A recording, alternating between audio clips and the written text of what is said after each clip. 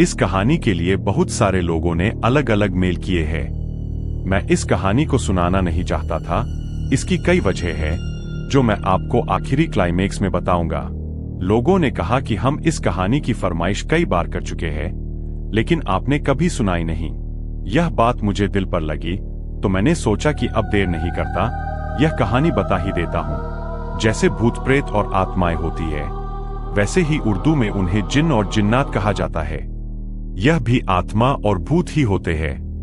यह कहानी एक जिन की शादी की है। सुनने में यह अजीब लगता है कि उनकी शादी कैसी होती होगी, उनकी महफिल कैसी सजती होगी। अरब के लोग मानते हैं कि इससे खतरनाक कहानी कोई नहीं है। यह कहानी कुवैत की है। कुवैत में एक महिला रहती थी जिनका नाम नूरा था। उनका पूरा नाम नूरन अल्ताफा था। वह बहुत अच्छी सिंगर थीं, लेकिन उनका प्रदर्शन केवल शादियों में होता था। नूरन अल्ताफा अपनी बैंड के साथ बड़ी बड़ी शादियों में गाने के लिए मशहूर थीं। यह कहानी 1990 के दशक की है। एक रात नूरा अपने घर पर थी और अगले दिन के कार्यक्रम की तैयारी कर रही थीं। तभी उनके घर की फोन की घंटी बजी। उन्होंने फोन उठाया। दूसरी तरफ से एक महिला की आवाज आई। नूरा को फोन उठाते ही कुछ अजीब सा महसूस हुआ। आवाज ऐसी लग रही थी जैसे जमीन के बहुत नीचे किसी सुरंग से आ रही हो और बार बार गूंज रही हो। उस महिला ने कहा, क्या आप नूरा बोल रही है?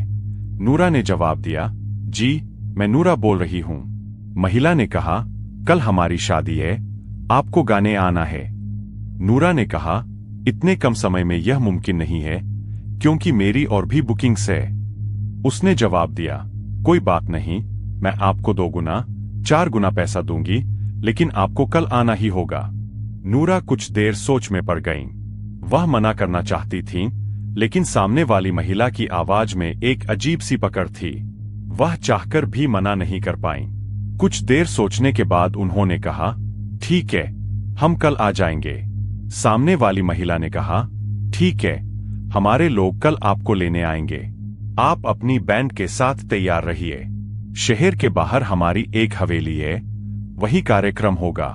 नूरा ने यह बात अपनी बैंड की सभी सदस्यों को बताई। उनकी बैंड में केवल महिलाएं थीं, कोई पुरुष नहीं था। सबने तय किया कि अगले दिन अपने बाकी कार्यक्रम निपटाकर वहां चलेंगे। उस रात नूरा को नींद नहीं आई। वह उसी अजीब आवाज के बारे में सोचती रही। अगले दिन वह अपनी बैंड के साथ तैयार हो गईं। दोपहर में निकलने की तैयारी की, क्योंकि कार्यक्रम रात को था और वहां जाकर तैयारी भी करनी थी। वादे के मुताबिक एक बड़ी काली कार उन्हें लेने आई। नूरा अपनी बैंड के साथ कार में बैठ गईं।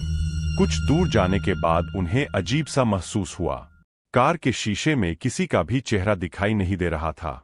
नूरा, ड्राइवर और उनकी पूरी बैंड कार में मौजूद थीं, लेकिन शीशे में किसी का अक्स नहीं था। यह देखकर उन्हें बहुत अजीब लगा। कार आगे बढ़ी।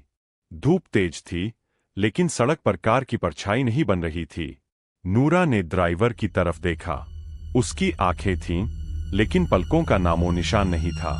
यह सब देखकर नूरा की हालत खराब होने लगी। कार अब रेगिस्तान के रास्ते पर थी और धीरे धीरे अपनी मंजिल की ओर बढ़ रही थी। नूरा को ऐसा महसूस हुआ जैसे समय थम गया हो। चारों तरफ सन्नाटा था। उन्हें लगा जैसे कार आगे नहीं, बल्कि धीरे धीरे जमीन के अंदर की ओर जा रही हो। शीशे में कोई चेहरा नहीं, कार की कोई परछाई नहीं, और ड्राइवर की आंखें बिना पलक के। सब कुछ डरावना होता जा रहा था। कुछ देर बाद कार रुकी। सामने एक महलनुमा ढांचा था। नूरा को बहुत अजीब लगा। शादी के लिए यह जगह बहुत वीरान और खंडहर जैसी लग रही थी।